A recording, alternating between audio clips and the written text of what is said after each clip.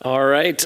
I hope you're all refreshed after that much needed break, after that marathon of startup pitches.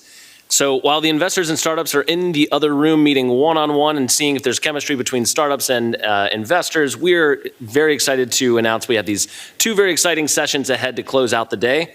I'm going to keep my remarks very short, and rest assured, folks are rolling in from the ice cream room, and so once they hear people actually talking in here, they will come back in. But Chris Telmer is our moderator for today's panel on distributed energy resources in an era of load growth. And now, Chris, I'm going to leave all the introductions to you, and we are very excited. You have assembled this panel, and we're very honored to have these distinguished panelists with us today. So please join me in giving a round of applause for this panel. Thank you, Daniel. So let me begin by setting the stage by explaining what the title of this panel means. Okay, the title, Distributed Energy Resources in an Era of Load Growth, Business Opportunities and Challenges. Okay, so I want to discuss, I just want to make sure everybody understands what DERs are, Distributed Energy Resources. The design of the electricity system is all about peaks in demand, making sure that the lights stay on when we come home on a hot summer evening, as well as when we encounter heat waves, cold freezes, and other rare events. So this necessarily means that there's lots of resources lying idle most of the time. It also means that the system costs more than one that didn't have to deal with these peaks.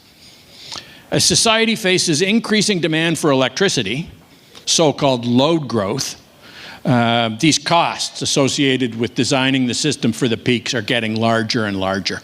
So this is where DERs come in. DERs, distributed energy resources, are grid resources that, among other things, make the electricity system more efficient by smoothing out the peaks. For example, if you dial up your home thermostat a tiny bit whenever there's a heat wave, you are reducing a peak by a little bit. You are a DER. If everybody's thermostat does this in an orchestrated manner, then we have another kind of DER, what we call a virtual power plant. If the grid operator can rely on virtual power plants, then, since they reduce the magnitude of the peaks, the system will require fewer physical power plants. This is the promise of DERs. If deployed at scale, they will reduce the growth in new power plants required to address the load growth that society faces. If a new 500 megawatt data center, for example, is developed, and it coincides with an additional 500 megawatts of reliable DER capacity, then we don't need to build another 500 megawatt generating plant. Something similar applies at the transmission and distribution level. Other kinds of DERs include grid-scale batteries, residential solar panels, and the fleet of electric vehicle batteries that is in many people's garage. Okay, that's setting the stage. This brings me to the topic of our panel. Do DERs represent an important part of the answer to the question, where is the power going to come from? We have a terrific panel here to help us understand this topic better. And so I'd like to start just by telling you who these people are, and then by asking each of them to give us a short description of their background and what they're doing now, and how DERs, an example or two of how DERs enter into their work life. So, and then the rest of the discussion will be organized around some questions that I've prepared. I'll ask each question will be directed first at a single panelist, and then the other panelists will be welcome to, encouraged to jump in. Okay, so our panelists, on your right, Dan Schnitzer. Dan was the founder and CEO of Spark Meter that Honeywell acquired and is now affiliated with Honeywell. Next, Elizabeth Cook from the Association of Edison Illuminating Companies. On Liz's right, Colleen Leakin from Light Shift Energy. And then to my left here, Don Dmitrovich from Nuveen, a TIAA company. Okay, so let's start with Don and go to my left. Could each of you please tell us a little bit about your background, what you're doing now, and how DERs fit into the mix? Don. Sure. And thanks for all of you joining. I'm excited to be here. So, Don Dimitrovich, I'm the portfolio manager for Nuveen's energy infrastructure credit business. And for those that aren't familiar with Nuveen, we basically manage approximately $1.4 trillion in assets, part of which is the capital from TIAA, which you may be familiar with. It's really Andrew Carnegie started it about 125 years ago to ensure that university educators and teachers have retirement pension plan systems. The specific platform that I'm a part of, we manage approximately $40 billion in infrastructure assets, and that's across credit, both starting from investment grade through more private bespoke credit solutions and infrastructure equity. I joined Nuveen about 3.5 years ago to build this strategy focusing on really energy and power infrastructure opportunities, part and parcel a function of what Chris was talking about. We're in this period of unprecedented energy demand growth, and I think no one has a crystal ball on how much incremental energy data centers are going to require.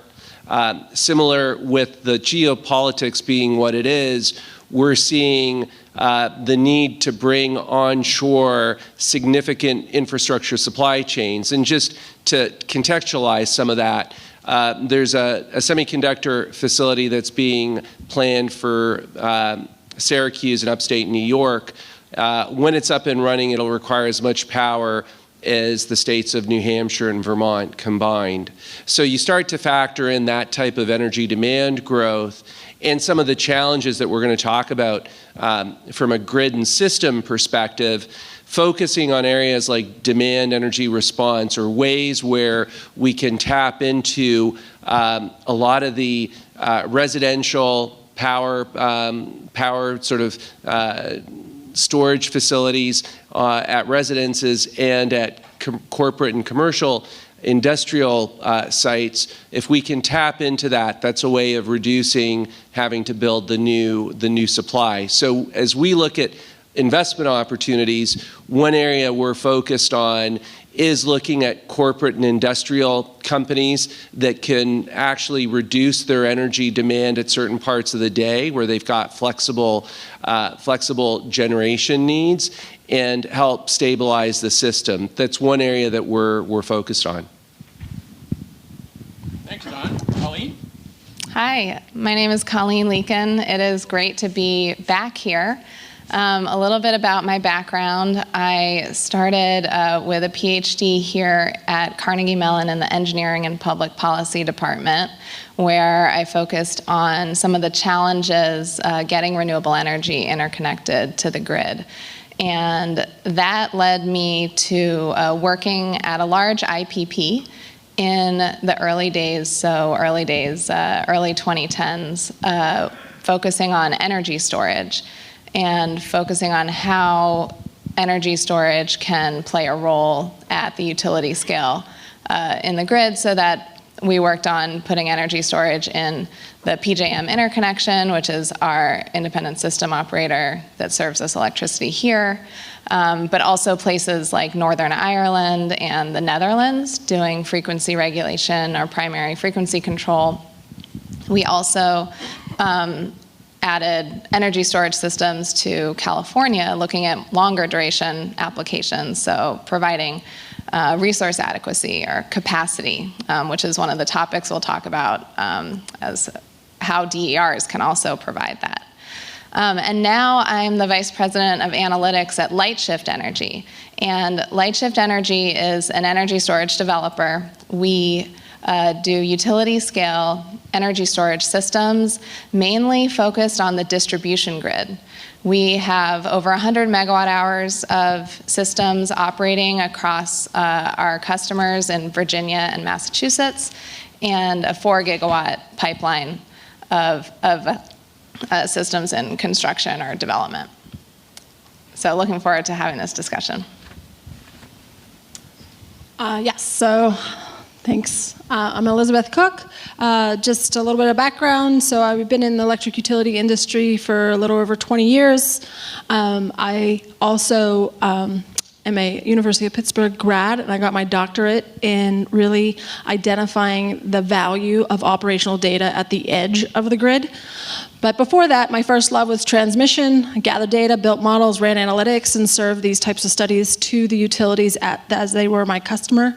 And then I came inside the utility and spent 8 years where I was the senior manager of transmission and distribution planning, and then ultimately became the director of grid modernization. And at the essence of that was really, I was asked to attend an AEIC meeting in 2017 where I just acquired my second job as the distribution planning manager, and I was really adamant to accessing that data because I could build a model that could run the analytics to determine the overall performance of the distribution grid. And so when I attended my first meeting, I was in the midst of 40 other electric utility leaders that were all talking about the impacts of distributed energy resources. And so after 3 years of attending and engaging in that collaborative environment, I ultimately had an idea to spin off a podcast called All Things DER, where my mission was to extract the story of the utilities for them to share why and how and what are the obstacles internally in a utility to really drive this technological change. And from that, the podcast grew into grid modernization, which is all far and reaching, but at the essence of all of it is the utilities understanding how they can draft, create, and drive a data framework to really be able to excel adoption of DER. So I would have to say DER has become maybe my now true love, and I love to educate. I'm a teacher at heart, and I look forward to sharing that interest with you today. Thank you, Elizabeth. Dan? So like Colleen, I also kind of got my start here at Carnegie Mellon. I did my master's and PhD in the engineering and public policy department. And I started out focusing more on power systems engineering, and then kind of took a detour more into emerging markets, energy policy, and specifically the challenge of energy access in developing countries where you still have many, many people who don't have access to electricity or reliable or clean electricity. And so I ended up starting a company called Spark Meter, and we had a novel approach to doing smart metering that would allow it to be much more accessible to smaller utilities in emerging markets serving much lower income populations compared to the types of utilities that we have here in the US, who have been using smart metering for many years now. And then as we were running the company, we saw the need to have more and more sophisticated software that would do basically analytics on the grid itself using the data. So kind of what Elizabeth was talking about with pulling in data from the edge of the grid to help utilities operate their grids better. We were building that software. We were talking to various more kind of US focused stakeholders. So our customers were in, we had customers in about 30 countries in Africa and India. And then we were talking to people at like the National Rural Electric Co-op Association, and they said, oh, the software that you're making would be tremendously useful to the co-ops in the United States. So we ended up starting to sell our software to US utilities, and then shortly after that, last year, we were acquired by Honeywell. So I've been working since then with Honeywell on kind of bringing our software into the hands of many more, hopefully, many more utilities to help them address the types of issues that we'll be talking about today. Thank you, panelists. What a great panel to talk about this stuff with. Okay, so let's begin with a current event. During the recent cold snap, Winter Storm Fern, it seems that Texas avoided some of the expected peak pricing scenarios. Fairly large spikes were seen in the day-ahead market, but they didn't really materialize in the real-time market or the spot market. Some have speculated that DERs were an important part of the reason. DERs may be solving the load growth problem as we speak. Panelists, is there any truth to this? Can you add some salient examples? Don, let's start with you. Sure, I'll kick it off. And what's interesting about the storm Fern, which plagued a number of the parts of the U.S. nationally, it was a very different picture from the last major ice storm that Texas faced, and some of you may be familiar with the Uri storm back in 2021, which was really quite a catastrophic event in the Texas market. For approximately 4 days, power prices in Texas, the Texas market, ERCOT, tends to have a peak pricing construct where, depending on how much demand there is, pricing reflects that in the spot market. So during that storm back in 2021, you saw prices actually rise by, call it 400 times the average wholesale price that the Texas market had experienced. And so for those 4 days, you had peak pricing 400 times higher than what the average price was. And that had devastating impacts from both the residential customers, some of whom were exposed to that type of pricing dynamic, to broad swaths of the Texas economy and corporate industrial consumers. What's interesting with the storm that just took place a few months ago was you didn't really see that. And Chris's comments in terms of the day-ahead market was a reflection of the expectation that you would see peak load, and as a result, when you needed that capacity to come online in the real spot market, you'd expect to see that peak pricing play out. It didn't. And part of that is a function, and we're still trying to ascertain exactly how the market played out, but there is some analytical data to support the fact that it was demand energy response, or DERs, that caused some consumers of that power to essentially shift their timing and reduce consumption during those peak periods to effectively stabilize the grid where we didn't need to see that type of peak power pricing. And part of that is energy storage, which has been, Texas has been one of the markets where we've seen significant build out of utility scale storage as well, which provides that stabilization impact. And so we're starting to see, even in markets like Texas, where we've had significant power demand growth, but yet we're not seeing some of the spikes that we've historically seen. And part of that is part of the DER effects that are starting to play in the system. Anybody else want to comment?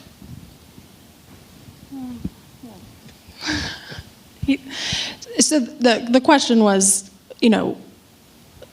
was it DERs played an impact in the overall? And if so, can we be a little bit, which type of DERs were driving this? As Don mentioned, I think utility scale batteries were probably the most big important thing. component of that. But was there something else going on?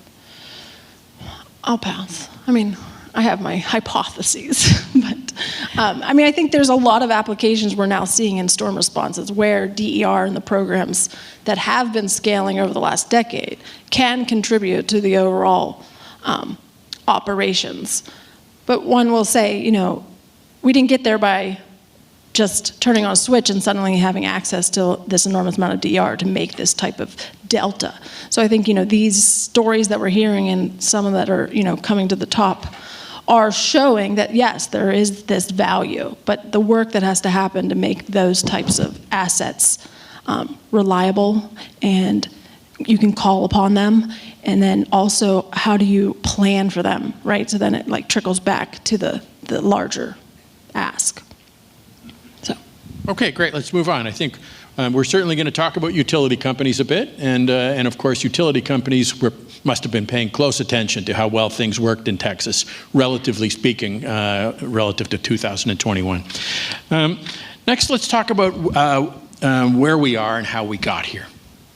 The potential for DERs to make the grid more efficient has been known for a long time. But I think it's fair to say that the deployment of DERs to date has been short of potential, especially if we put aside utility scale storage. Why is this? Why have DERs not realized their potential up until now? And what do we think might be happening in the future? Elizabeth, given your background in the utility sector, maybe you could get us rolling here. Yeah, so very complex problem with a significant amount of threads that are being pulled all at the same time. And I guess I just will say, in the ERCOT market, there is a co-op called Bandera that effectively saw the application of one solar on their residential that caused an engineering problem. And he swiftly went into action. And their story is fascinating, but they are effectively playing in the 15-minute market today in ERCOT. So it's not to say that it can't be done. It's really, if you understand that person's mindset, capability, accessibility to resources, and the alignment of all of those leaders that said, yes, go do, is why he was able to scale rapidly over a 4-year period. But I think that also highlights, I came up with 3. I'm going to not elaborate. We're going to do elaboration here. But so fundamentally, it's the operating model. There's a gap, right? We identified the ability to deploy assets that the customer can now have control over. AKA, at the edge of the grid, these devices are going to do something different. AKA, what we've been hearing for 10 years, the grid has been built for a one-way power flow, and here comes your batteries, your solar, and even your demand response programs, where it is now impacting that one-way power flow. In that, in itself, from the operator's perspective, maybe 1 or 2 didn't make a difference to them, even thousands and 10,000s, maybe they were able to, wade the wind and maneuver through their day-to-day operations. But at the essence of it, when that device was being connected to the grid, you were triggering 9 to 10 individual business units within a utility to really study it, understand it, and prepare for it. And so you can imagine the amount of education, alignment required to make this a priority, and then being able to execute all of the various components of what makes a grid work to be able to say, okay, this is safe, let us do this, right? And so it gets really complex with the regulatory environment, your financial models, but in the end of it, you have your planning engineers, your distribution engineers, your protection engineers, your IT, OT, integration groups, all the way down to the field crews, the metering groups that are connecting this physical asset to the grid and ensuring that it performs safely. So there's an operating gap, and we've been maneuvering through it, I think, over the last decade plus, but it looks like there's a delay, maybe intentionally, but I think positive intent. The other one is the accountability gap. So you now have an asset that's no longer owned by the operators of the grid, which we have seen those types of partnerships, and it was the original partnership that built the grid that we know today, being able to electrify the railroads and the steel mills. And so that contractual partnership, that collaboration, that understanding of what they are going to be doing, what the grid can handle, and then paying the fair share between the two. No one could say fair share, that becomes a whole other complex story. But there was accountability of how that asset was going to perform, and the visibility was there for the grid operator. There wasn't a wall that was created so that operators did not see the actual performance of said asset behind the meter. So now you get into an accountability gap. Who takes on the risk? Who's in charge of the performance? And how does that whole play out in the big scheme of things? And I guess my last one is just that execution of the actual work that is required to do what I said in the operation gap model. There's an enormous amount of reskilling, retooling, reassessing processes, and standing up processes that never had to exist. And so there's an enormous space of change management and motivating individual beings to adopt this change, accept this change, and then drive the change, which it becomes a very people issue, not wholly a technology issue. So that's why. Thank you, Elizabeth. Can I comment on that? Because Yes. here's the question to me is, in a low energy demand world or growth world, those complexities make it truly daunting. But in an environment where we're seeing significant demand growth with data centers potentially representing 10 to 15% of new capacity demand growth, you've got the reshoring of supply chains, again, significant demand growth. At the same time, we're seeing power prices both on the wholesale side and on the retail side increasing. And now we have AI technology that can help navigate some of those operational analytical challenges. Is now the time where we should see DER play out because of all these other drivers? No, I would absolutely say that everything that I just listed, those gaps, there's been an enormous amount of labor to bridge the gap, but just identifying that those gaps will exist in every entity that's being asked to do something different than they came from. So I will say, like, we say the evolution of AI and the analytics that it can drive, unless you have a solidified data framework with the data management, the data governance, launching an AI program within a utility is also an enormous labor of love, and it's really where we are in the AI world. But yes, there are, and I could rattle off a bunch of utilities that have shown really valuable use cases where they have now been adopting DER into their grid planning studies, where they are rolling out customer programs and incentivizing them to install smart thermostats. I mean, there is, I think, a tidal wave of that capability coming to reality. So it is an exciting time, but from like a stack, like the numbers you're talking about, I mean, it's an enormous amount of adoption of the customers to really procure the assets, to put them on the edge, to even begin to be able to shave those peaks. But it doesn't mean it can't be done. So I think there is true validation that this is an asset to use in their integrated resource planning tools. It's just now getting the permission to, the regulation to, the contracts in place, and then really scaling. So I think what we're talking about is this whole issue of or topic of DERs is kind of a two-way street in that it's both asset and liability, and I think that what we're trying to address here is how do we turn a DER, which is kind of neither an asset nor a liability, how do you turn it into becoming more of an asset to the utility? What I'm seeing with the utilities that we're talking to at Honeywell is they don't have VPP programs. They don't have ways to kind of bring DERs into the utility portfolio as an asset that will provide the utility with a benefit. But nevertheless, EV chargers get installed. Behind the meter batteries get installed. Behind the meter rooftop solar gets installed. Smart thermostats get installed. You have in ISO New England, they're predicting that the winter peak will surpass the summer peak for the first time ever in about 8 to 10 years, given the trend of residential replacement of oil heat, which is how most people get their heat, and moving to electric-powered heat pumps. So that can also be an asset. The control system on that heat pump can become a DER. So what we're seeing is utilities are saying, all of this stuff is happening. DERs are happening. We're starting to see issues on our network. So we were talking at lunch. One of the utilities I spoke to, they've been telling us about how they have all these protective gear on their systems: fuses, circuit breakers, reclosers. Those are passive devices. They're not smart devices. They don't communicate. You can't control them remotely. So they install some circuit breaker on their system that has 50 customers beneath it. It's got a 100 amp trip point. They put that in, 10 years ago. Plenty of headroom on that circuit breaker at that time that normal operations shouldn't trip that breaker. What they're now seeing is that because of the proliferation of DERs and residential electrification, is normal usage is getting so high that those fuses and circuit breakers are actually physically chattering, causing momentary outages for a few seconds at a time on customers downstream. And today, the utilities have no visibility into when that's happening, why it's happening, what should they do about it. So that's kind of where we're trying to bring tools into the utility to kind of give them visibility, understand the challenge, and then at some point to help them bring those DERs kind of more into the utilities ecosystem to function more like an asset, which we would call something like a VPP.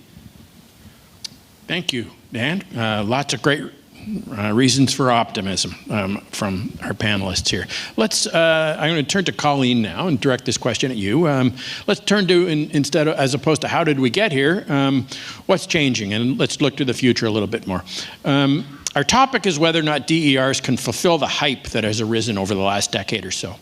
Colleen, what, if anything, has changed that might lead the hype to becoming reality? How do you see distributed storage fitting into the resource mix in the future, in particular in terms of the smaller utility companies? Yeah, absolutely. And this ties in really nicely with the discussion we've already been having. So, as Don mentioned, there are a number of trends occurring that are in a moment of confluence right now that create this moment for DERs. Load growth, data centers, but also non-data center driven load growth.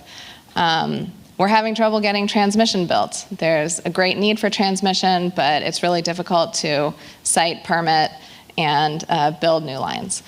So there's a lot of reasons why this is kind of a moment for change for DERs. And what LightShift does in particular is we focus on energy storage at the distribution level. So working with utilities that primarily are transmission dependent, which is just a general way of saying they don't own their own transmission lines. They buy transmission service from another utility.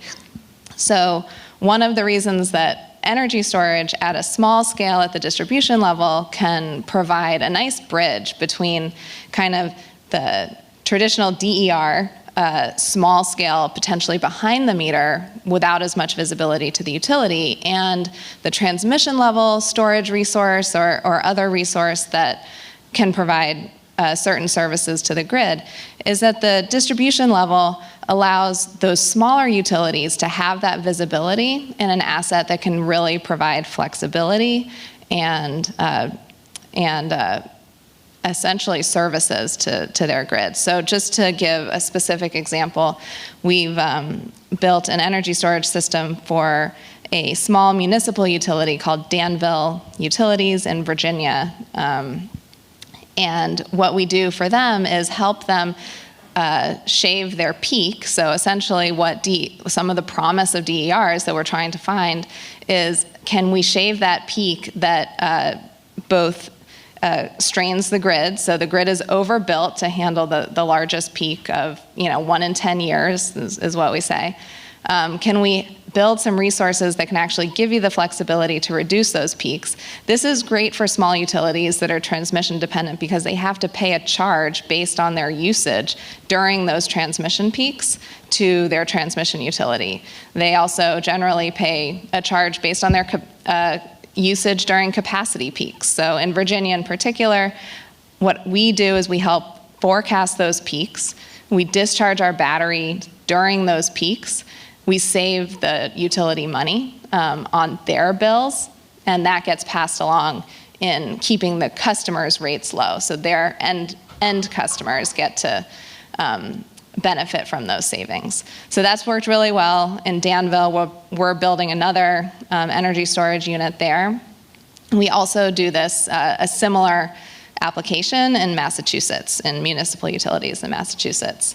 And one of the nice things about the projects in Massachusetts, we have 6 projects online so far. 2 of them are actually part of a microgrid that has been built at within 2 different municipal utilities at schools. And so that's not only providing that peak reduction benefit, but it's also providing resilience and backup power for some of their municipal buildings.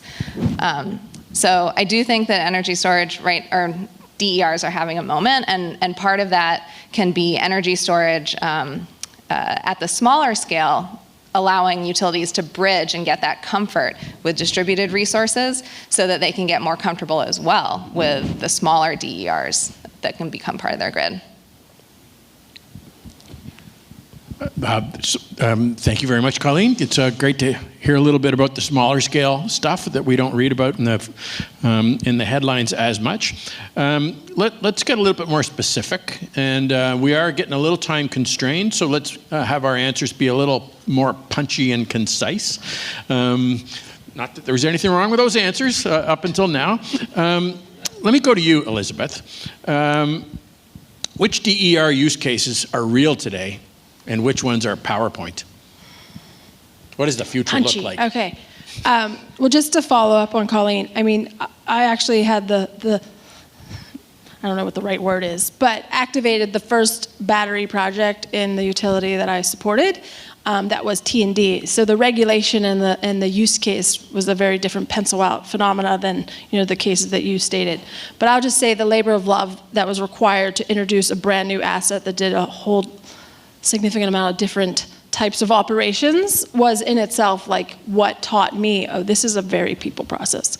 But I will say, it was the first workshop that I facilitated when I joined AEIC. It was an integration of inverter-based resources, aka batteries.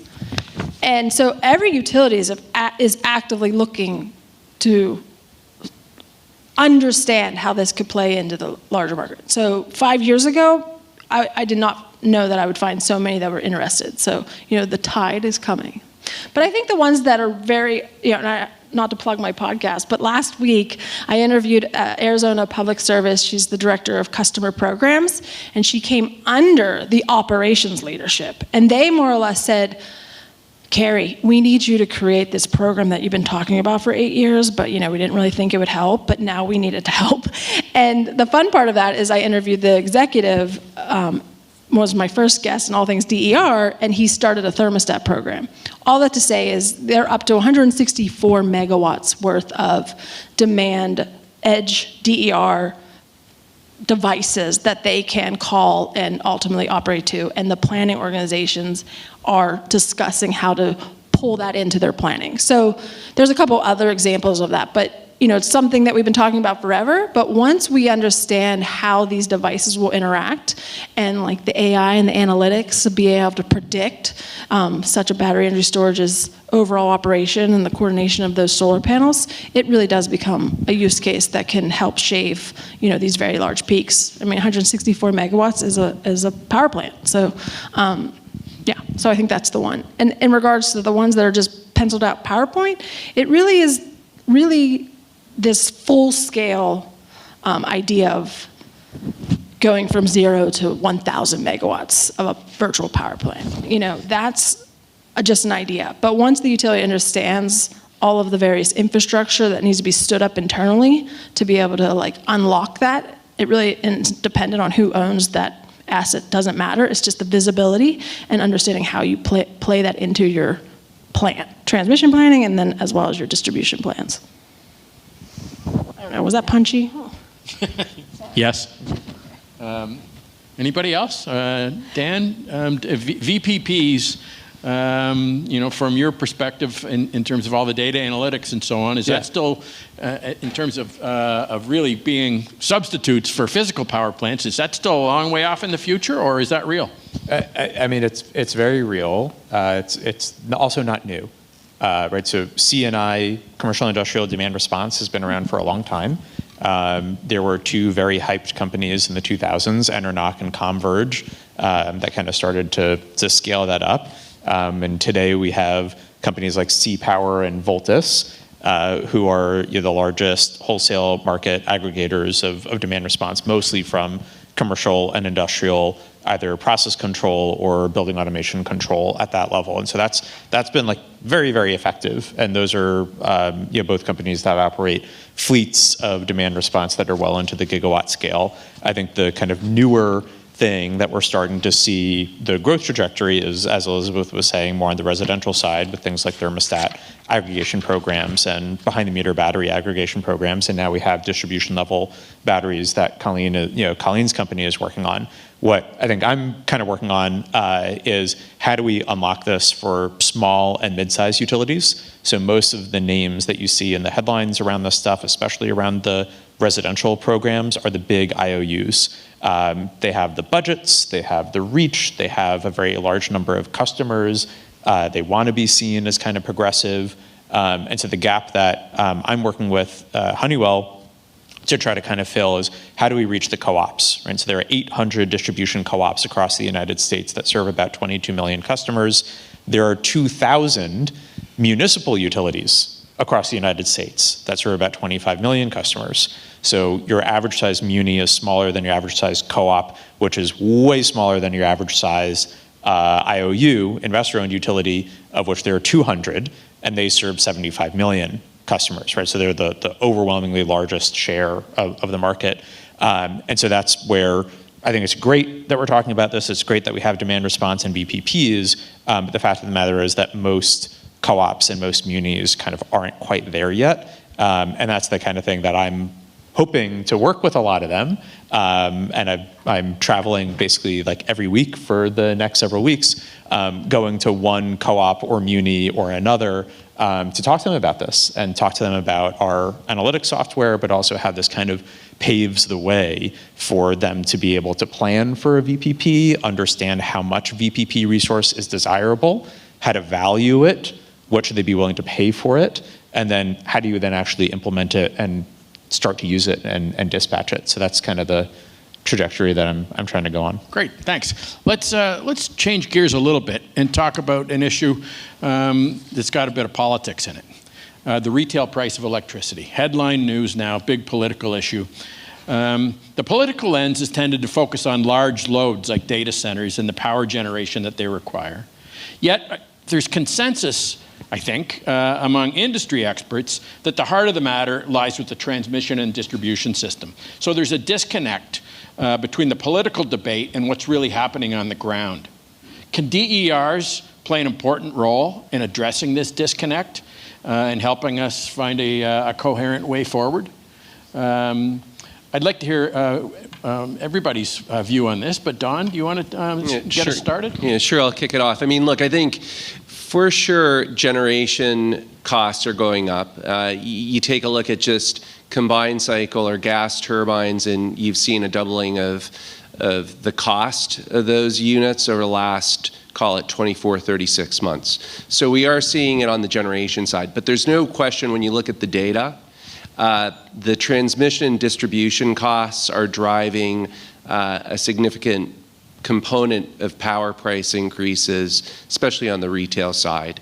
So any form of program that can ultimately reduce the cost of transmission and distribution, because you're relying on existing infrastructure, has a significant competitive advantage. And when we take a look at the cost side, we've invested in a project, I was talking about it at lunch. It's the largest clean energy project in US history. It's the SunZia project in New Mexico that ties 3,500 megawatts of onshore wind to California. That transmission line in the project took 17 years to get approved. So when you start thinking about demand energy response, and the key aspect from my perspective as an investor is how can you aggregate and scale it to have the material impact from a load perspective or a load shedding perspective. That's the key issue, because if you can do that and you can use existing infrastructure, the cost competitive aspect to that is significant. Yeah, and I'll add to that. So I'll acknowledge that a lot of the business model of my company hinges on transmission, distribution, transmission charges increasing, and us being able to provide an outlet or a relief for that for utilities. So that's one side of the coin. So I'll just acknowledge that. But the other side of the coin is that there's a huge potential for DERs, VPPs, non-wires alternatives, whatever terminology you want to use, including energy storage, to defer the cost of transmission and distribution upgrades by using software to intelligently place them on the grid in partnership between the utilities and the technology providers and the software providers. I actually worked on a report at my former employer with a company called Camus Energy, and what we did was we looked at a distribution system and the expected growth of electric vehicle charging, residential electric vehicle charging, and we looked at how much cost that's going to level on the utility over the next 20 years. What we found was that and I'll call this a DER or VPP program, instituting a managed charging program, so essentially allowing the utility to, change the timing of your charging of your vehicle, not vehicle to grid, just saying, oh, you want to charge your car overnight? We're going to wait until 2 a.m. to do it, just like your phone tells you it's going to do when you plug it in at night nowadays.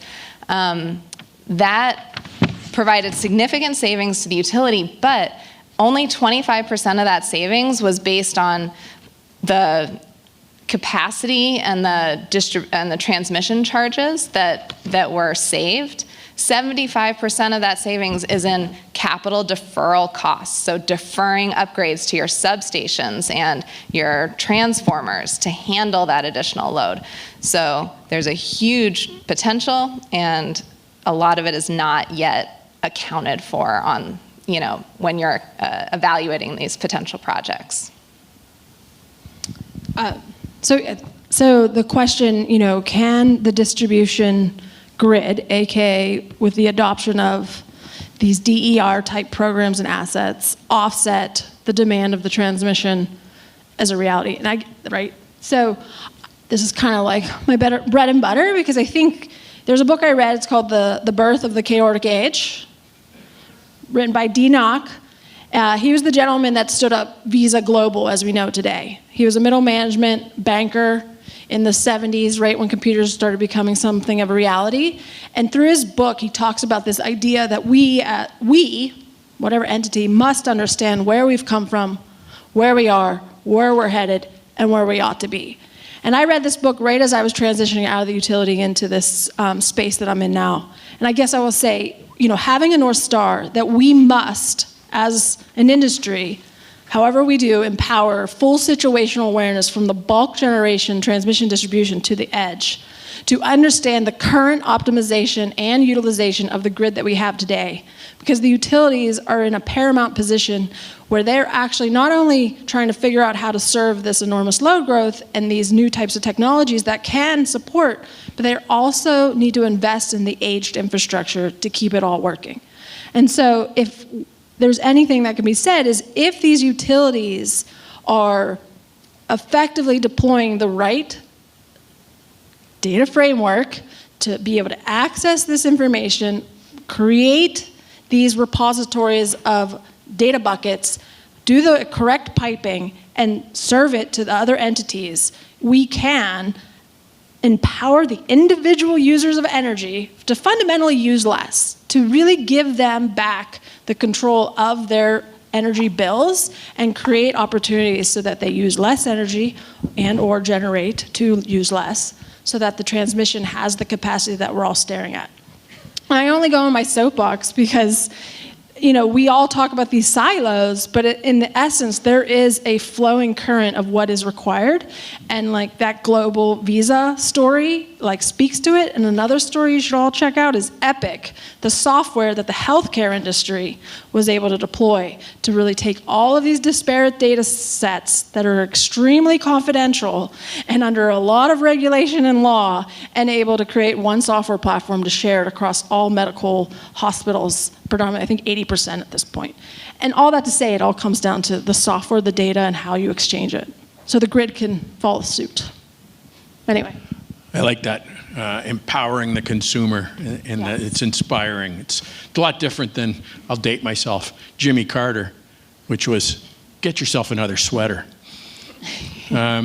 So we're getting to the lightning round here. And I do want to leave a minute or two for audience questions. So keep that in mind, audience. What are decisions, what's one or two decisions that utilities should make now to avoid regret 3 years from now? I'll throw that one up for whoever wants to grab it first. I mean, a big one that we're looking at is you have to get better at addressing the fundamentals. So what we're hearing from a lot of utilities, right, is kind of what I was talking about before, right, which is DERs and load growth are a liability if you're not doing it in a coordinated fashion. And so what we're hearing from utilities is we're just kind of staring in the face of more issues that we've typically dealt with through spreadsheets and manual analysis and kind of taking our time to address. And what we're now seeing is just more of those types of issues happening more frequently on our grid. And so that's kind of why we're trying to directly address that issue first, is how can we give you a better kind of closer to real-time understanding of your system?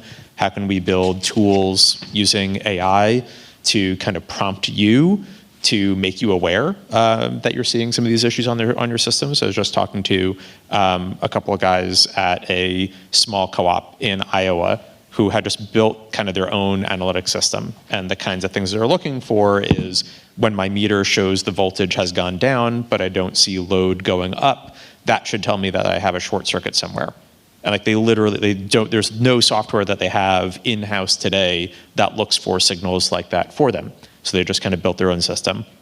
And so I think that's kind of the big thing is like, get better at doing that fundamental stuff and like modernize and digitize and upskill and start implementing all of these data pipelines so that you can do that kind of fundamental analysis and you can use that as a leverage point for then turning these DERs and turning all this electrification from a liability into an asset. You want me to talk? Okay. So for the utilities themselves, I think it's one, creating a culture where it's safe to be a change champion and to be someone that is allowed and can think outside the box. And so also breaking down all of the systems that are in place, understanding what those systems can do, and then empowering the individual contributors and middle management to really drive towards enhancing the current processes. So like for one is the interconnection process, right? It can significantly help. It's the data modeling process. I mean, I could rattle off, but I don't have time to be punchy. But the idea is really for the outside folk to understand the challenges that is required of an agent within a utility that wants to make change. There are a significant amount of obstacles. They do not block the path, they are the path. But giving them resources or support or a genuine roadmap, documentation that can help them drive these types of projects, these types of issues throughout the organization, empowers the individual to really make the change inside. And so all that to say is there's a large need to really study where have we been, where are we today, where are we headed, and where we ought to be, and really programming that type of culture to really give them that space to explore and enhance their capabilities internally as people. So. I like that, and I'm going to just build on it. So a specific example, integrated resource planning.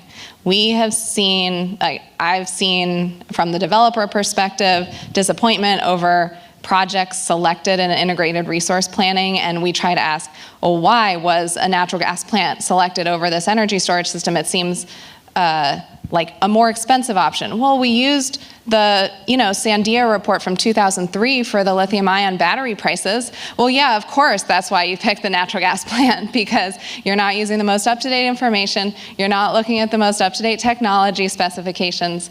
So I am seeing some states require more oversight, which, public utilities commissions are already doing, but to really scrutinize the assumptions that go into IRPs and making the IRPs able to understand what DERs, VPPs, batteries can do, which is not just what traditional supply resources do.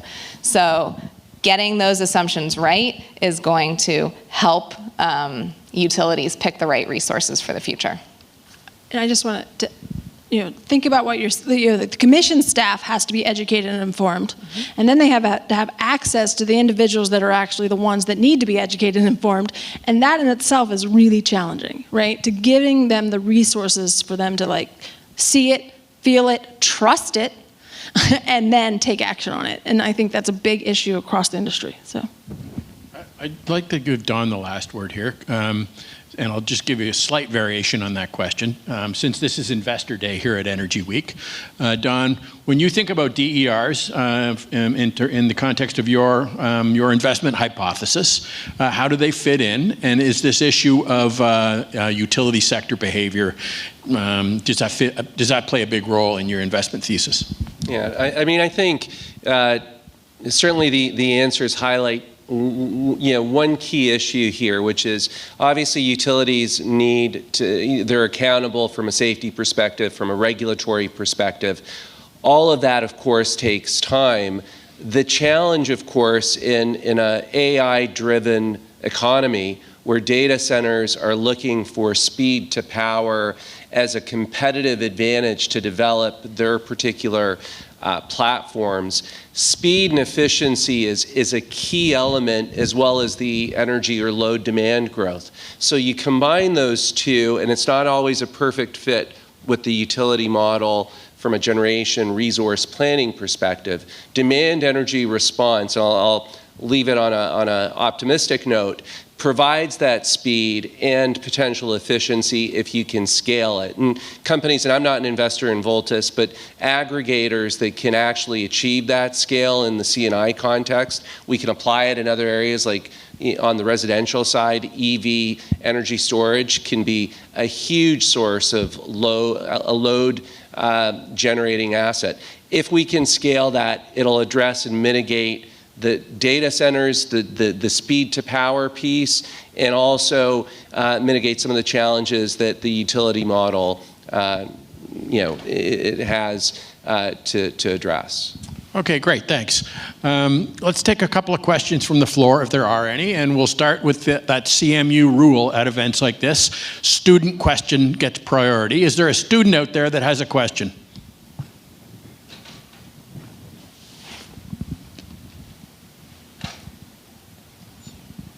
Hi, thank you for your talk. I learned a lot. I have one question. So, as much as like the U.S. is seeing this really large load growth, I'll call it like this phenomena, I'm sure that other countries are also on this race, like adding data centers and whatnot. So, are there any countries that are also experiencing this? And if so, are there any specific learnings or like frameworks to learn from, or any like knowledge transfer? Yeah, that's my question. Thanks. Stab at that? I mean, I spent most of my career working in emerging markets, so mostly in sub-Saharan Africa and then parts of kind of more Southeast Asia and the Pacific. I think the fundamental problem in a lot of the countries that I was working in was the fundamental energy shortfall gap. So they're kind of already in the state that we are trying to avoid. That we're not in, right? Like we have huge amounts of resource adequacy in this country. And so I think from my 10 years that I spent working in those other countries was more about addressing the fact that you have this massive energy shortfall. And so you have companies that are substituting the unavailability of a central electricity grid by supplementing that with basically distributed energy resources. They have on-site diesel generators, or in a lot of cases, gas generators. There's been a good transition to solar, and a lot of my customers were microgrid utilities. So they were building village-scale microgrids, connecting 200 households to a grid, building the poles and wires, putting in our meters, and then putting in a small-scale solar battery and usually diesel generator backup system. And so I'd say, like, if anything, we're kind of starting to see this like reverse movement of like there are these cases where like DERs already play this huge role in these economies that I think we're now actually actively starting to replicate. A perhaps maybe more recent example is just with what's happening in Germany with so-called balcony solar. Of people literally like getting solar panels, putting them on their balcony and plugging them into their wall to offset their electricity bill. And a year ago, nobody had heard of that in the United States. But now, like my mom called me a few weeks ago and was like, "Have you heard about this balcony solar thing?" So like, that maybe that's the next big thing. But yeah, I mean, I think we're seeing things like that happen. Let's take one more from the floor, Daniel, and then I think we're out of time. Hi there. Thank you all so much for being here. Really superb panel. I'm curious about, for the folks who are deploying batteries, you always have to take a breath before saying one big beautiful bill. But in the one big beautiful bill, there was a lot of changes specifically to the foreign entities of concern. And there's some trains of thought saying that we are going to try to have battery supply chains here in this country that aren't going to have the FIOC restrictions, and then you're going to be able to still get that tax credit for your batteries. And then there's other people who I've heard from recently who are saying, no, in fact, the batteries from China are going to be so much more cost competitive that you're still going to buy them from China and just no one's going to take the tax credit. Do you have any thoughts there? Thank you. Yeah, great question. So at LightShift, we take kind of a multi-pronged approach to our supply chain. We have both, for our customers' benefit, taken some of the supply already contracted from those countries of concern, safe harbored the batteries, and so they are eligible for the investment tax credit. One thing I'll just say in general, the storage industry was lucky in the OBBB because the investment tax credit remains, unlike for solar. And secondly, I think you're right on both counts. There will be some companies, or there will be some cases probably where it makes more sense to buy from a domestic content provider, of which we have relationships with, and get the tax credit. And there will be some instances where it just makes more sense to buy from a lower cost provider and not get the tax credit for that portion of the project. So it's all of the above. Okay, I think we've fulfilled our objective here in terms of the title. Lots of challenges, but huge business opportunities. And I think this panel really brought that to light. So I'd like us all to give them a hand and say thank you very much.